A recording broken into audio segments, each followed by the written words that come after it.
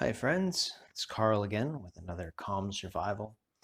We're still talking about flashlights, and today we're going to look at the form factor of the flashlight, how it matches our goal, and how we can get our brightness and our duration compromised, and how that's all going to fit together. Now, on the basic end of things, you've got headlamps and handheld torches. But we're going to break that down a little bit farther because the size of our light is also something that is going to be a factor based on our goals. So just to give you a bit of an idea,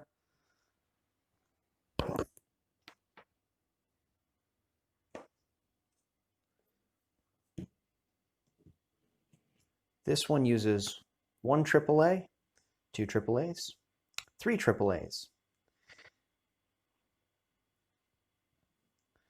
And depending on what you need them for and what you want them for, that's part of the decision-making process.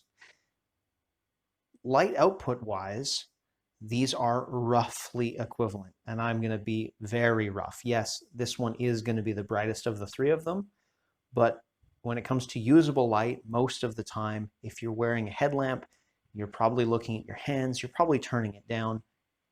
It becomes less of a factor.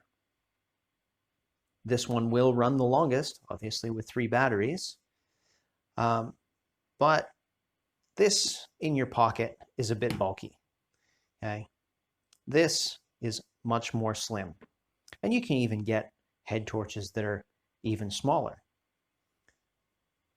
So when I was, crawling under stages and doing things like that, that had a place in the kit because, well, it makes sense. I don't need a head torch every day, but when I do need it, I do need it. So it helps to, have something close at hand. So we've got our headlamp choices. Then we've got our handhelds. Well, we've got everything from 1 AAA, 1 AA, 2 AA, 8 AA, and out of all of these options, this is the size that lives on my keychain. Obviously, seen a lot of use, still works because I have the dexterity where I can twist it to its on and off position with one hand, but I've come across quite a few people that doesn't work.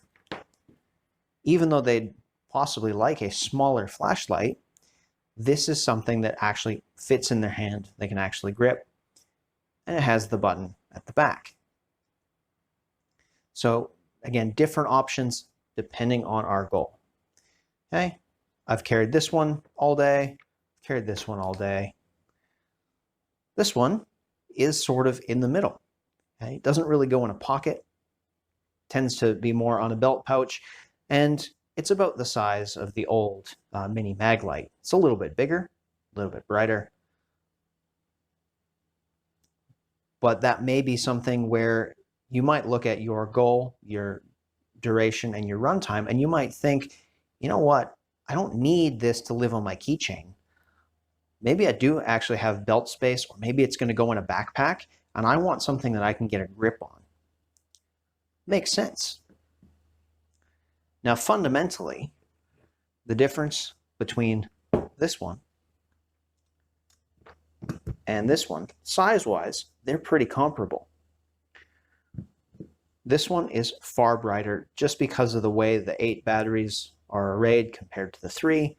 This one can pump out a whole lot more light, but for a lot less time. But now we've got these control buttons. That's not something that everybody wants. You have to remember what order they go in and how to use them properly. This one is just a simple twist on, twist off. Definitely a 2-hand one, but for simplicity's sake, it can be very, very useful. Now this one happens to be a Pelican, and it happens to be hazardous and industrial area rated. So 9 times out of 10, that's not going to be a factor for most people in their house, at home, doing their thing. You're not in an explosive environment. But if you're looking at, hey, why is this one flashlight seeming way behind the curve? Because they still make this, and specifications wise, it doesn't match up to anything else on the market. Well, that certification costs money. And so on occasion, you'll find a flashlight where you go, that doesn't make a lot of sense. Why are they still selling that? Well, it may have a very, very small niche that you may not need. But if you do need it, it's worth knowing that such things are out there. Now, this is a LED converted Maglite. It just has one of the cheap Nite Ize drop-ins. And mostly it's just around the house because it's big and easy to find. Okay? That's pretty much its whole reason for existing. I know some people that, keep the 4D version of this, next to the front door. It's certainly an option. Don't buy something like this if you're going on a hike.